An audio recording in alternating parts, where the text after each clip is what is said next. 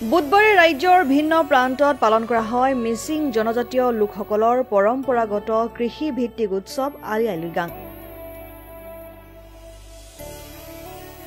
আলি আই লৃগাঙৰ এই পবিত্ৰ ক্ষণত ৰাজ্য চৰকাৰে মিচিং জনগোষ্ঠীটোলৈ আগবঢ়ালে কেইবাটাও গুৰুত্বপূৰ্ণ উপহাৰ।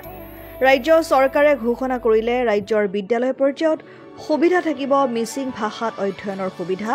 মিচিং ভাষাক শিক্ষাৰ মাধ্যম হিচাপে প্ৰচলনৰ ব্যৱস্থা ৰাজ্য চৰকাৰৰ। ইয়াৰ বাবে 200খন বিদ্যালয় বাছনি প্ৰক্ৰিয়া ৰাজ্যৰ শিক্ষা বিভাগৰ। নিম্ন প্ৰাথমিক বিদ্যালয়ৰ প্ৰথমৰ পৰা পঞ্চম শ্ৰেণীলৈ থাকিব মিচিং ভাষাৰ সুবিধা। ঐচ্ছিক বিষয় হিচাপে ব্যৱহাৰ কৰিব পাৰিব মিচিং ভাষা। আনহাতে ৰাভা, তিৱা, দেউৰী, কাৰ্বি, ডিমাচা, চাওতাল ভাষাতো থাকিব অধ্যয়নৰ সুবিধা। ৰাজ্যৰ মুখ্যমন্ত্ৰী ডক্টৰ হিমন্ত বিশ্ব শৰ্মাৰ নেতৃত্বত এনে সুন্দৰ নিদৰ্শনে অসমীয়া জাতিটোক একতাৰ দোলেৰে বন্ধাত বিশেষভাৱে সহায়ক হ'ব বুলি নিশ্চিত।